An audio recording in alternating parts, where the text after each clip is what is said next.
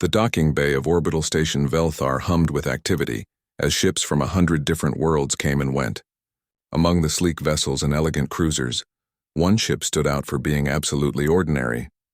The Iron Phoenix was a human transport, battered and scarred, with mismatched hull plates welded over old battle damage. It looked like it had been through 3 wars and barely survived any of them. Captain Hyunwoo walked down the boarding ramp with his hands in his jacket pockets. He was a lean man in his late 30s with tired eyes that never stopped moving. Behind him came his second-in-command, Ji-won, a woman with short black hair and a datapad clutched in one hand. The rest of the crew followed, each carrying their personal weapons despite station regulations against it. Nobody stopped them. The station's main corridor cleared as the humans passed through. A family of tall, gray-skinned Phelxians pressed against the wall, the parents pulling their children close. A group of merchant Voltans suddenly found pressing business in the opposite direction. Even the station security, hulking reptilian Kresh in full armor, watched the humans go by without saying a word. Ji-won noticed the reactions and smiled slightly. "They act like we're going to bite them." "Maybe we will," said Dae-hyun from behind her. The demolitions expert was a stocky man with burn scars on his forearms and a grin that made people nervous. He carried a large duffel bag that clinked suspiciously with every step. Yuna, walking at the rear of the group, said nothing. The sniper rarely spoke unless she had something important to say. She was tall and thin, moving with the fluid grace of someone always aware of their surroundings. Her eyes swept the corridor constantly, cataloging exits and sightlines out of pure habit. They reached the meeting room 40 minutes later. The door slid open to reveal a circular chamber with a round table in the center. Sitting around it were 5 insectoid aliens, their chitinous shells gleaming under the lights. They had 4 arms each, delicate antennae and large compound eyes that reflected light in rainbow patterns. Rivathi, Ji-won's datapad informed her silently. The Rivathi in the center stood as the humans entered. His shell was marked with blue patterns that indicated high rank. "I am Ambassador Tikril of the Rivathi Collective. Thank you for coming." Hyunwoo nodded and took a seat without asking permission. His crew followed his example. The Rivathi looked momentarily confused by this breach of protocol but continued. "We have a situation that requires outside assistance. Our colony worlds are under attack." "Tell us something we don't know," Hyunwoo said. "Your distress signals have been broadcasting for 3 months. That's why every mercenary company in 5 sectors knows about it." Tikril's antennae drooped slightly. "Yes, we have hired other companies. The Phelxian Claws took our payment and left after 1 battle. The Voltan Raiders stayed for 2 weeks before declaring the situation impossible. The Kresh Legion told us we were already defeated and should negotiate surrender." Ji-won pulled up information on her datapad. "You have superior numbers, better ships, more advanced weapons. Why are you losing?" "We don't understand it ourselves," another Rivathi said. This one wore marks indicating he was a military officer. "The Nakran Empire should not be defeating us. On paper, every advantage is ours. But in practice, they push us back from every world we try to defend." "Maybe you're too civilized," Dae-hyun said. He had found a piece of wire somewhere and was idly tying knots in it. "How do you fight wars?" The military officer straightened proudly. "With honor. We announce our attacks beforehand. We engage only during daylight hours when both sides can see clearly. We avoid civilian casualties and unnecessary destruction of property. We respect surrender and treat prisoners well. These are the rules all civilized species follow." Hyunwoo and Ji-won exchanged a look. Taehyun actually laughed. "What is funny?" Tikril asked, his tone sharp. "You're fighting a war with rules," Hyunwoo said, "and you're losing to someone who doesn't care about your rules. Let me guess. The Nakran attack at night. They don't announce anything. They target civilians to break morale. They don't take prisoners." The silence from the Rivathi was answer enough. "We heard rumors about your kind," Tikril said slowly. "They say humans come from a death world, a planet so hostile that merely surviving it made you into weapons. We thought these were exaggerations." "They probably are exaggerations," Ji-won said. "We're not weapons. We're just people who learned to survive on a planet that tried to kill us every single day. Our world had predators that hunted in the dark. Diseases that evolved as fast as we made cures. Weather that could freeze or cook you depending on the season. Humans didn't become the dominant species on Earth by being nice about it." Yuna finally spoke, her voice quiet. "We learned to hunt, to track, to never give up on prey once we started chasing it. We learned to use tools to adapt, to fight dirty when fighting clean meant dying. That's what a death world teaches you. Tickrell's antennae quivered. And you will bring these lessons to our war? That's what you're paying us for, Hyunwoo said. But I need to be clear about something. If we take this job, we do it our way. We don't follow your rules. We don't fight fair. We don't care if the Nakran think we're dishonorable. We win or we die trying. Those are the only two outcomes. And if we find your methods too brutal, asked the military officer. Then hire someone else, Hyunwoo said flatly. I've watched your broadcasts. I've seen what the Nakran are doing to your civilians. You want someone to save your people with clean hands and a clear conscience. That's not us. We're mercenaries, Ambassador. We kill people for money. The only difference is we're very good at it and we honor our contracts. The Rivathi conferred quietly among themselves in clicking, chirping sounds. Finally, Tickrell turned back to the humans. We will pay your price. 5 million credits now. 5 million when the Nakran are driven from our worlds. 10 million bonus if you succeed within 6 months. Deal, Hyunwoo said. But I want complete operational freedom. We choose our targets. We choose our tactics. You don't second-guess us and you don't interfere, agreed? Tickrell hesitated, then extended one of his 4 hands. Agreed, they shook on it. The human custom felt strange to the Rivathi, but he was learning that humans did many strange things. He just hoped he had not made a terrible mistake by hiring Deathworlders to save his people. As the humans left the meeting room, other mercenaries in the corridor gave them wide berth once again. A Phelxian captain muttered to his companion, "The Rivathi hired humans? They must be desperate. Or stupid," the companion replied. "Humans don't fight wars, they fight extinctions. Everything they do like their entire species depends on it." Back on the Iron Phoenix, Hyunwoo gathered his full crew. Besides the 4 who had attended the meeting, there were 2 others. Taemin, the medic, was a gentle-faced man who carried more medical supplies than weapons. Sujin, the heavy weapons specialist, was a muscular woman who could carry equipment that would break most people's backs.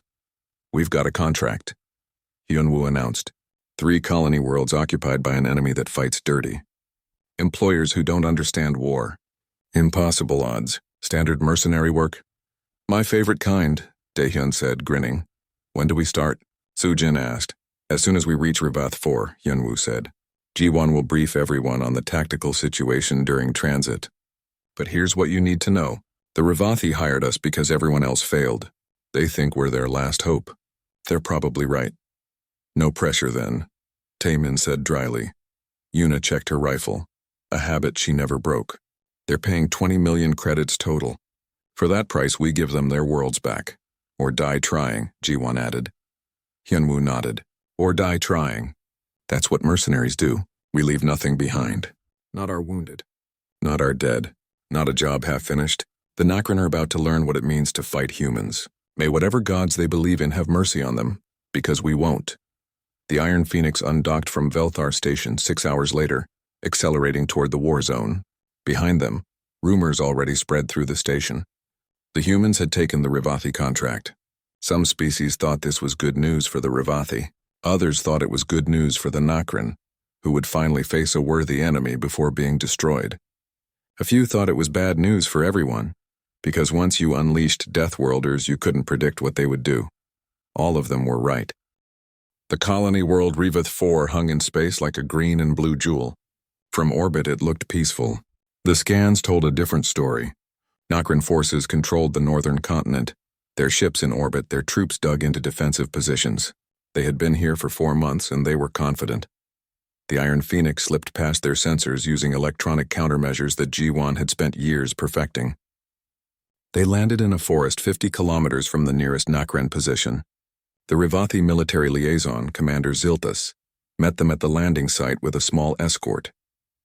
"Welcome to Rivath 4, Ziltas said. His shell was scarred from previous battles, and he carried himself like a soldier who had seen too much. "I will coordinate with your forces. You'll stay out of our way," Hyunwoo corrected. "We work alone. You can provide intelligence and supplies." "That's it," Zilthas bristled. "I am a commander of the Rivathi Defense Force. I have fought in 12 campaigns. And lost all of them on this world," Ji-won said, not unkindly. "Commander, you're a good soldier. But you fight the way your culture taught you to fight. We fight the way evolution taught us. There's a difference. They set up a base camp in the forest, while the Rivathi would have established a fortified position with clear fields of fire and proper defensive works. The humans did something different. They scattered their supplies across multiple hidden locations. They established no perimeter, no guard posts, no obvious defenses. To Zilthas, it looked like chaos. "How will you defend this position?" he asked, concerned. "We won't," Hyunwoo said. "The best defense is not being where the enemy thinks you are." "Now tell us about the Nakran."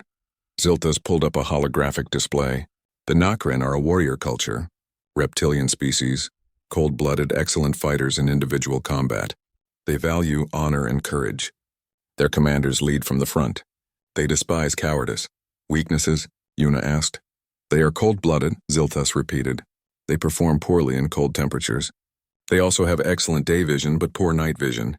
However, these weaknesses are irrelevant since we do not fight at night or in winter." "You don't fight at night," Daehyun said. "We do." That first night, Jiwon took 3 team members into Nakran territory. They moved through the darkness like ghosts, using night vision equipment that turned the world into shades of green. They avoided roads, checkpoints, and patrols. After 6 hours, they reached a Nakran supply depot. The depot was lightly guarded. Why would it need heavy security? Everyone knew warfare stopped at night. That was civilized behavior. The Nakran sentries were alert but relaxed, confident in their safety. Jiwon watched them through her scope for 20 minutes, learning their patrol patterns. Then she signaled her team. They moved in silence that would have impressed a hunting cat. The first sentry never knew what happened. Taemin caught him from behind, one hand over the mouth, the other injecting a fast-acting sedative. The Nakran went limp without a sound. The second and third sentries died the same way. The fourth managed to trigger his communicator before Yuna's suppressed rifle coughed once. He fell, the communicator still in his hand, but nothing transmitted except static. Inside the depot were supplies for 5,000 troops, food, ammunition, medicine, equipment. Daehyun walked through it like a child in a toy store, his eyes gleaming. "This is beautiful. They have everything just sitting here." "Wire it," Jiwon ordered. Daehyun spent an hour placing explosives throughout the depot. Not randomly, but carefully calculated. When he was done, the entire structure was a bomb waiting for a trigger. They withdrew before dawn, moving back to their forest camp. At sunrise, Nakran morning shifts arrived at the depot. They found their night guards unconscious, bound, and gagged. Nothing appeared stolen or damaged. Confused, they called their officers. 300 Nakran soldiers gathered at the depot by mid-morning, trying to understand what happened. Commander Kreshtor, a veteran of 30 campaigns, walked through the facility looking for clues. He found none. Perhaps it was a probe by Rivathi scouts. Perhaps it was nothing. Daehyun pressed the trigger from 50 kilometers away. The explosion could be seen from orbit.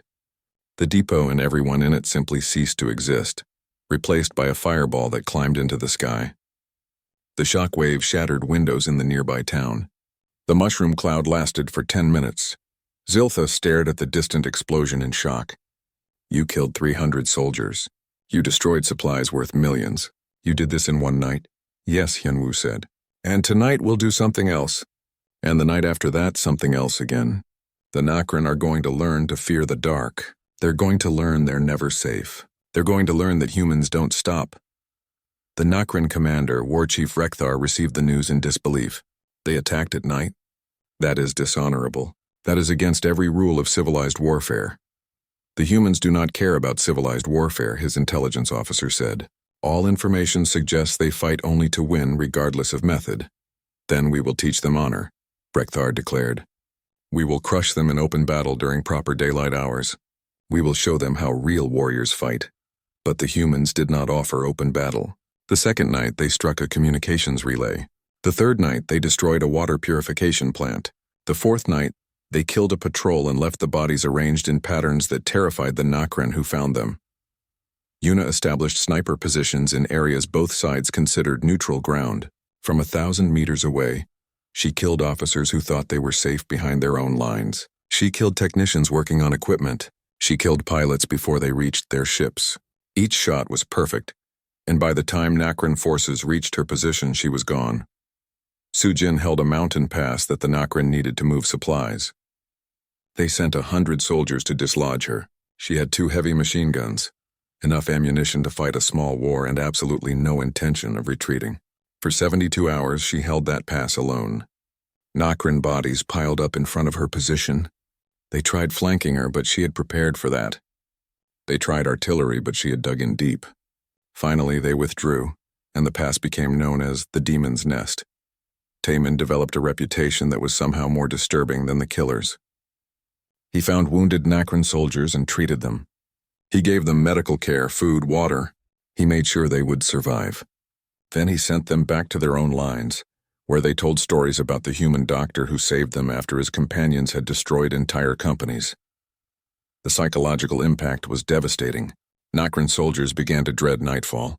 They jumped at shadows. They refused to patrol alone. Some deserted.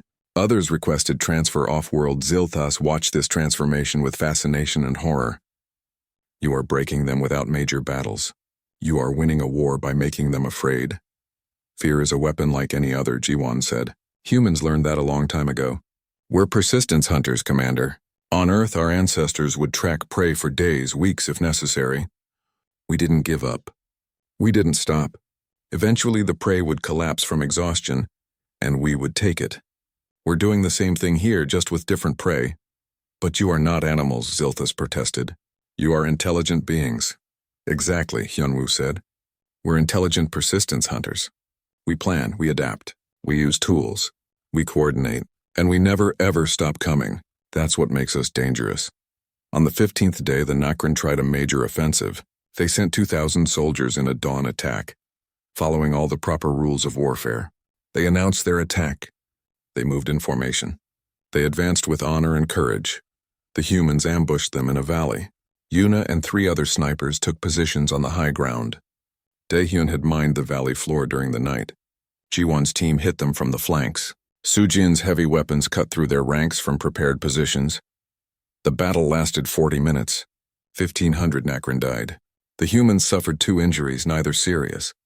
The survivors fled in panic, abandoning their weapons and equipment. Rekthar received the reports and felt something he had not felt in 30 years of warfare. Doubt. These humans fought like nothing he had encountered. They had no honor, no rules, no limits. They attacked when and where they chose. They never fought fairly. They were winning. He called for his council. We need reinforcements. We need our best troops. These humans must be stopped. But across the sector, other Nokran commanders were receiving similar reports. Humans on Rivath 7 had destroyed an entire airfield. Humans on Rivath 2 had collapsed a bridge, trapping a division. Everywhere the humans fought, Nokran forces were being pushed back. The Nokran Empire began to take notice. The High Command sent a message to Rekthar. You are being defeated by 6 humans. 6, this is unacceptable. Victory or death, War Chief. Rekthar looked at his remaining officers. They were afraid now.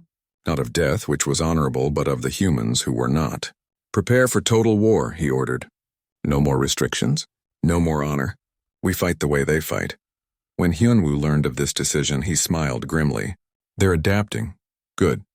It will take them weeks to change their entire military doctrine. We have weeks to hurt them so badly they never recover. 3 weeks into the campaign, the Crimson Fang split into 2 teams. Hyunwoo took Yuna and Daehyun to Rivath 7. Jiwon led Taemin and Sujin to Rivath 2. The strategy was simple. Make the Nokran think they were fighting a force 10 times larger. Make them see threats everywhere. Make them paranoid. On Rivath 7, Hyunwoo's team found a different situation than Rivath 4. The Nokran here were more entrenched, more defensive.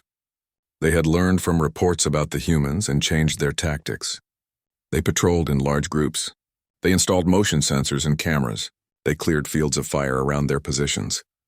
They're learning, Yuna observed from a hidden position 2 kilometers from the main Nokran base. Good, Hyunwoo said. Let's teach them another lesson. The Nokran had established their command center in a reinforced bunker complex. It was smart, defensible, and well protected. Hyunwoo studied it for 3 days, mapping patrol routes, supply deliveries, shift changes. He found what he was looking for on the 4th day. The bunker's air filtration system drew from external vents. The vents were protected by filters and sensors, but they still needed to breathe. Daehyun looked at the schematics and smiled. I can work with this. They spent a week preparing. Not rushing, not risking detection. Just patient, careful work. Dae-hyun built a device that would introduce a sleeping gas into the ventilation system. Not lethal, just incapacitating. The gas would spread through the entire complex in minutes. On a night with no moon, they moved. Yuna provided overwatch. Her rifle trained on possible threats. Hyunwoo and Dae-hyun reached the ventilation shaft.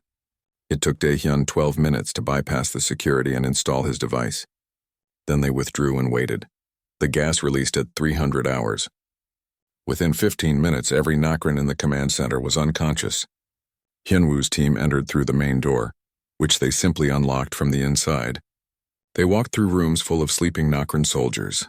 They didn't kill anyone. Instead, they stole everything of value. Communication equipment, computers, maps, supply manifests, command codes.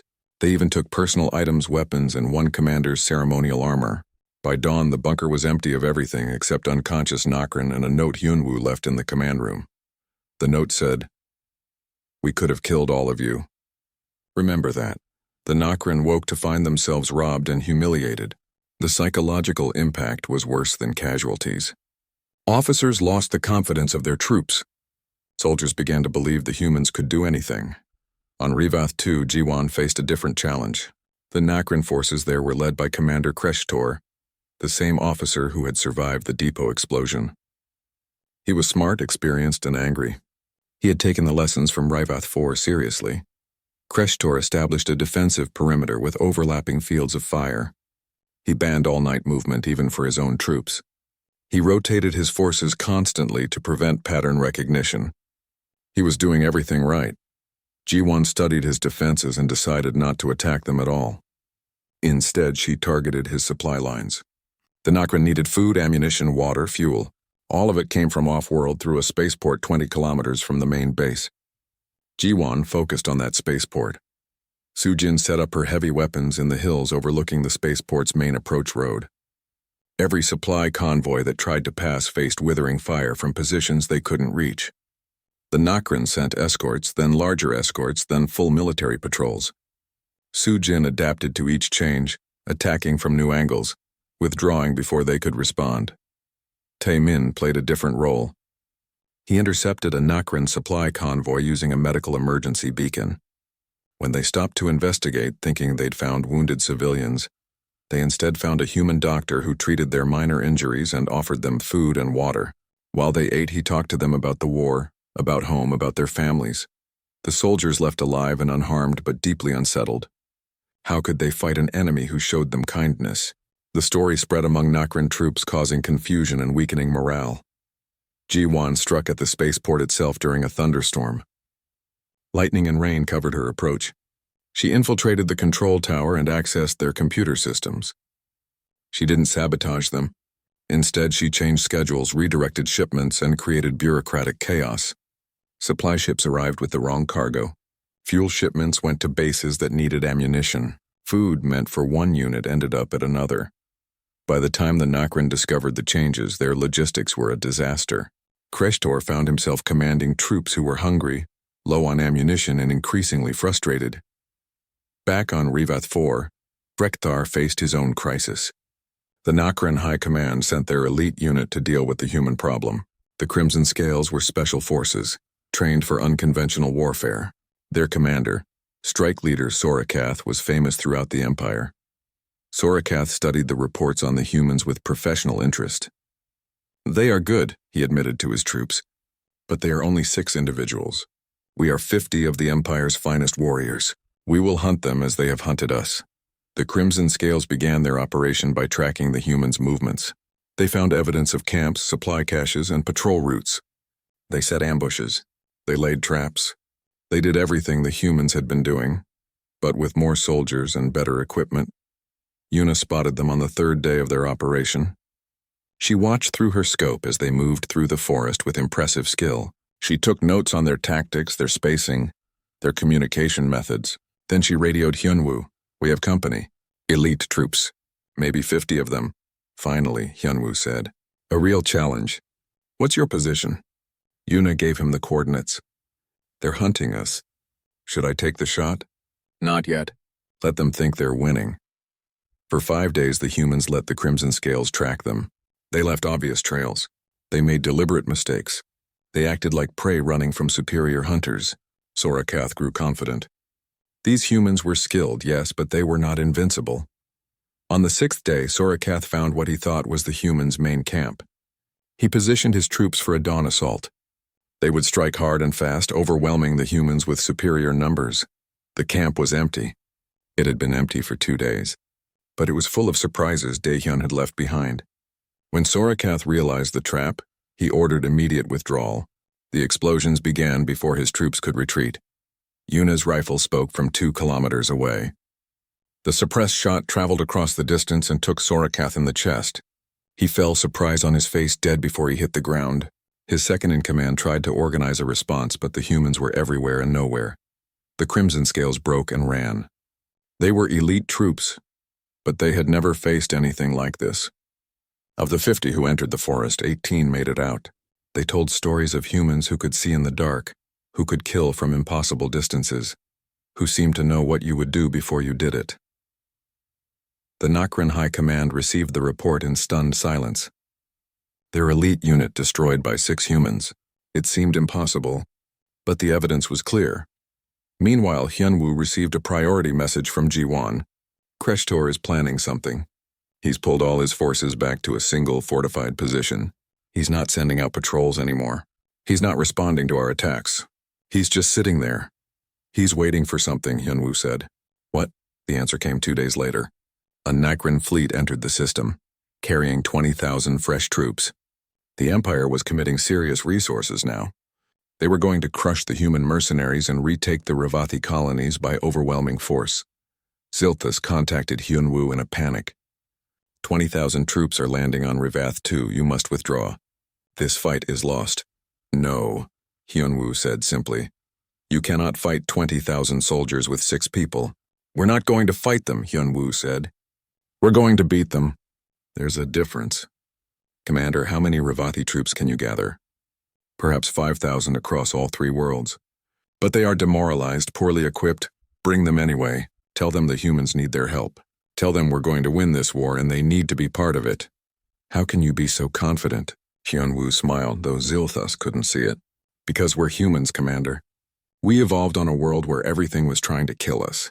Our ancestors survived ice ages, supervolcanoes, plagues, predators, and climate catastrophes.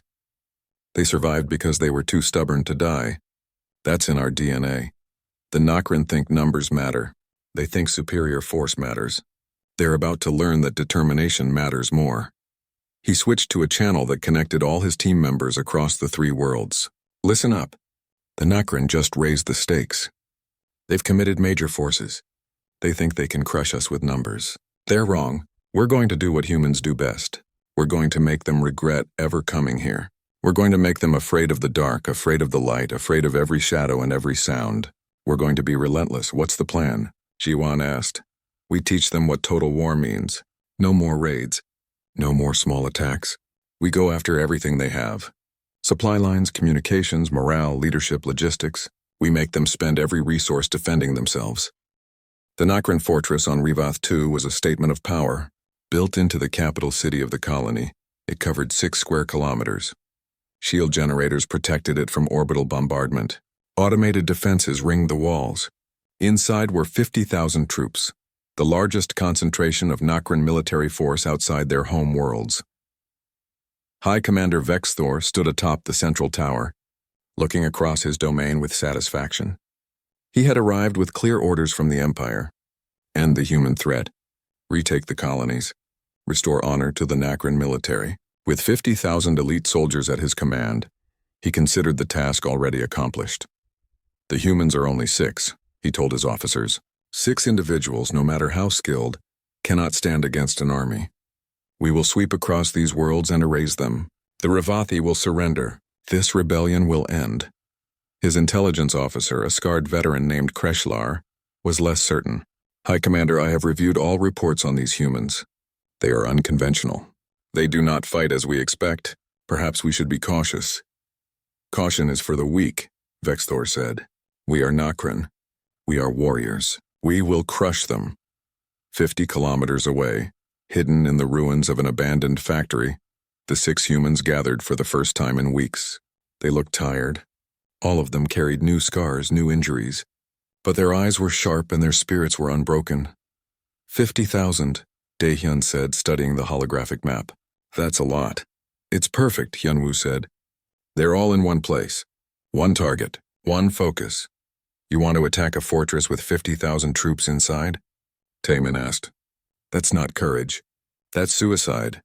We're not attacking it, Ji-won said, understanding dawning in her eyes. We're surrounding it. Hyunwoo nodded. Exactly. They think they're the predators who have cornered their prey. But they're wrong. They've trapped themselves. We're going to turn that fortress into a prison. Yuna pulled up satellite images. Water comes from 3 pipelines.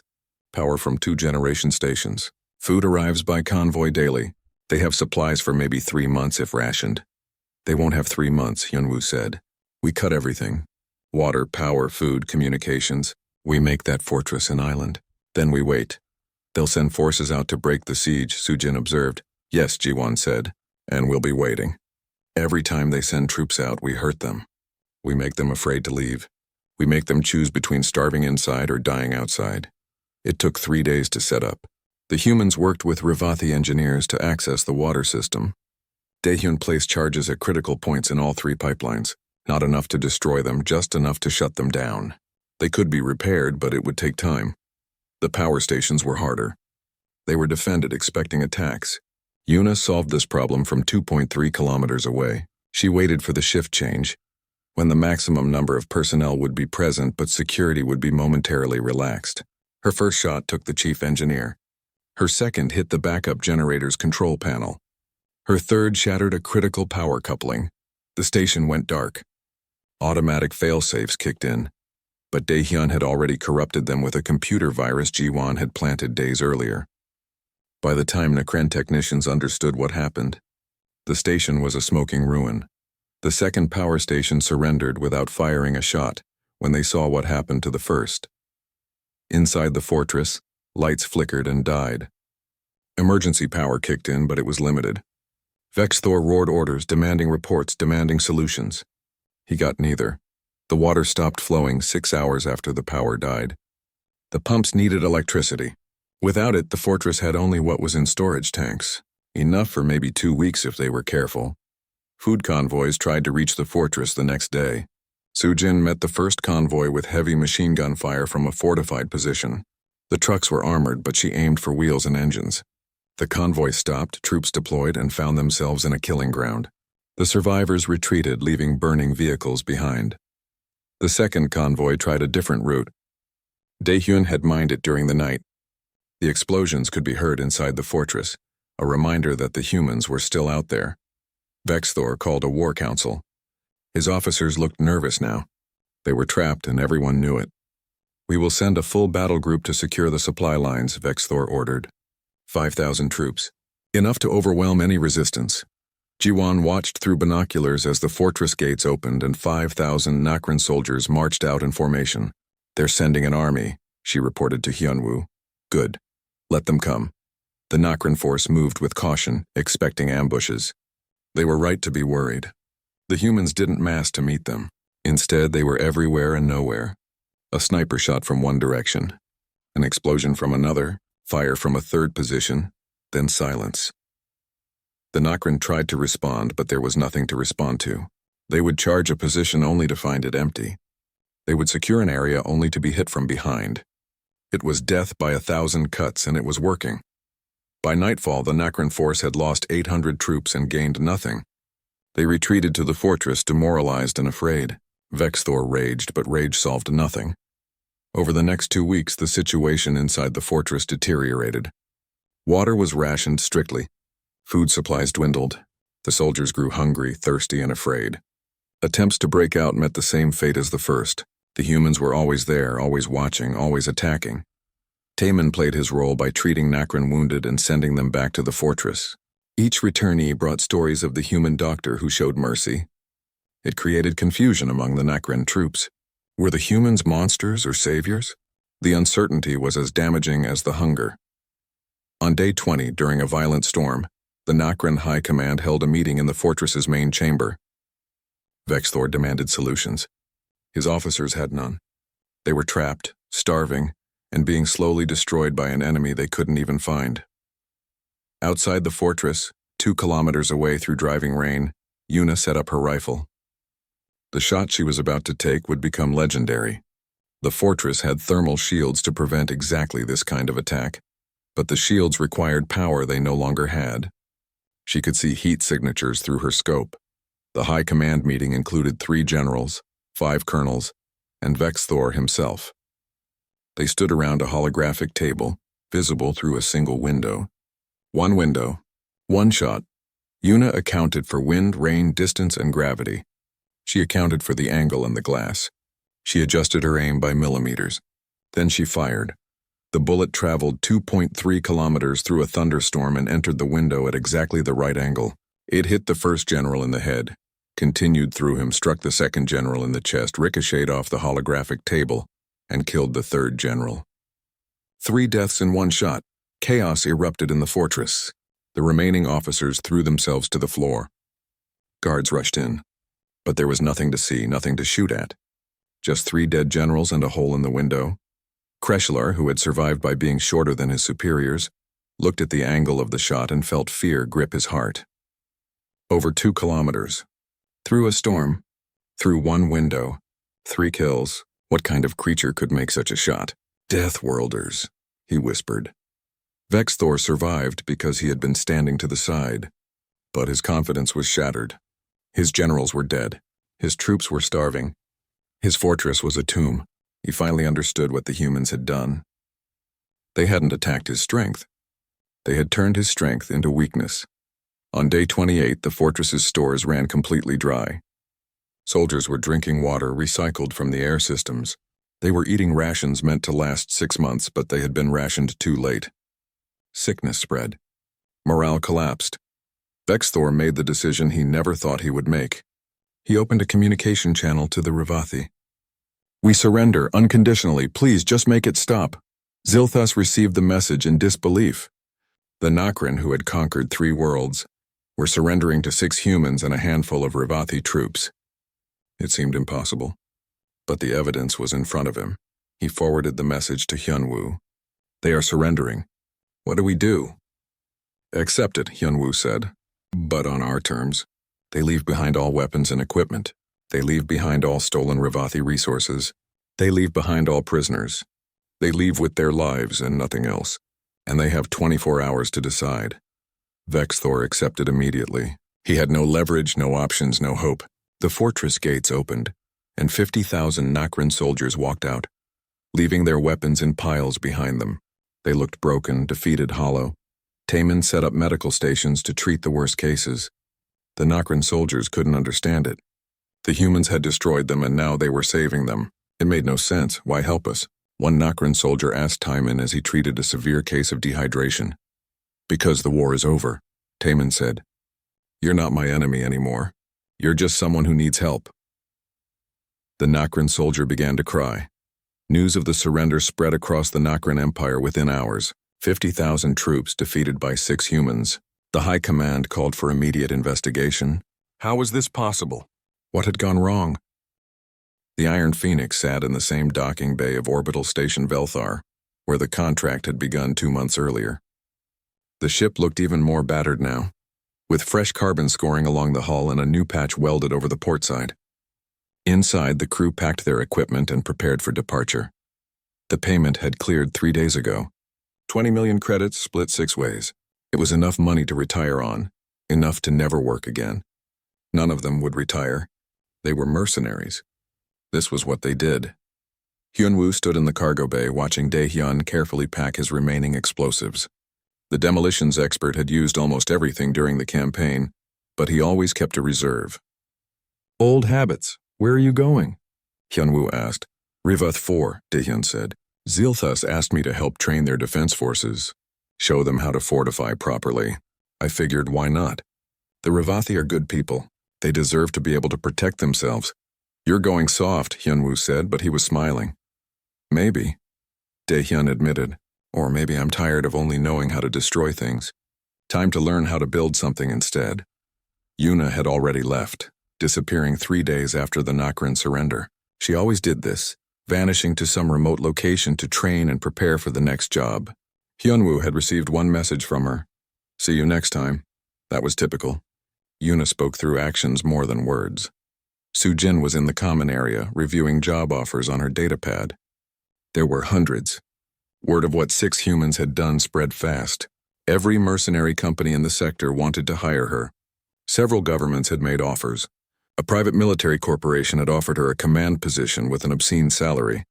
She declined them all. "Not interested?" Jiwon asked, looking over her shoulder. "They want me because of what happened here," Sujin said. "They think I'm some kind of super soldier. But I'm not. I just did my job. These offers, they're not about me. They're about the reputation. Reputation matters in our business. Sure, but so does loyalty. I work with people I trust. I'm not joining some corporation where I'm just a weapon they point at problems." She closed the datapad. "Where's the next job?" "Haven't decided yet," Jiwon said. "Hyunwoo is being selective. We've got enough money to wait for the right contract." Taemin hadn't left the Rivathi colonies at all. He was on Rivath too, working with local doctors to establish trauma care facilities. The war had left thousands of wounded on both sides. Many had physical injuries that would heal. Others had mental wounds that might never close. Hyunwoo visited him on the last day before departure. He found Taemin in a hospital that had been a battlefield a month earlier. The medic was showing Rivathi doctors how to treat psychological trauma, something their species had never needed to address before. "Civilized warfare doesn't cause this," Taemin explained to a Rivathi physician, "but real warfare does. Your people need to understand what they've been through. They need support, treatment, time to heal." The Rivathi doctor's antennae drooped with sadness. "We were not prepared for any of this. Not the Nokran invasion, not the human methods, not the cost of victory. Nobody is ever really prepared," Taemin said. "You just do the best you can and help each other through it." Hyunwoo waited until Taemin finished his lesson. "We're leaving tomorrow." "I know," Taemin said. "I'll catch up later. There's more work to do here first. You don't have to stay. The contract is complete." "I'm not staying because of the contract," Taemin said quietly. "I'm staying because these people need help and I can provide it." That's enough reason, Hyunwoo understood. They all dealt with the aftermath of violence in different ways. Daehyun built defenses. Yuna trained alone. Taemin healed. Each found their own path to peace. That evening, Ambassador Tikrel requested a final meeting. He met Hyunwoo and Jiwon in a quiet restaurant on the station, far from the crowds and noise. The ambassador looked older than when they first met, carrying the weight of leadership during crisis. "Captain Hyunwoo, Commander Jiwon, I wanted to thank you personally before you depart." "You already paid us," Hyunwoo said. "Thanks aren't necessary. Nevertheless, I must express them. You saved my people. 3 colony worlds that we thought were lost forever are now free again. Families have been reunited. Children play in streets that were battlefields. This is because of you." "It's because your people were worth saving," Jiwon said. "That matters. We don't take every contract. We're mercenaries, but we're not murderers. We choose carefully." Tikrel's antennae quivered with emotion. "I must ask you something that has troubled me since this began. Why do humans fight the way you do? Why such intensity? Such refusal to accept defeat?" Hyunwoo was quiet for a moment, considering his answer. "Ambassador, do you know what it's like on Earth? Our homeworld? I have read reports. They say it is a harsh place." "Harsh doesn't begin to cover it," Hyunwoo said. "Earth has predators that hunt in packs. Diseases that mutate faster than we can cure them. Weather that can kill you in minutes. Earthquakes, volcanoes, hurricanes, droughts, ice ages. For millions of years, everything on our planet tried to kill us. Most species that evolved alongside us went extinct. But humans survived," Tikrel said. "We didn't just survive. We thrived. We learned to make tools, to work together, to adapt faster than any other species. We learned to hunt animals bigger and stronger than us by simply refusing to give up. We would track prey for days, weeks if necessary, until it collapsed from exhaustion. We call it persistence hunting. It's in our DNA."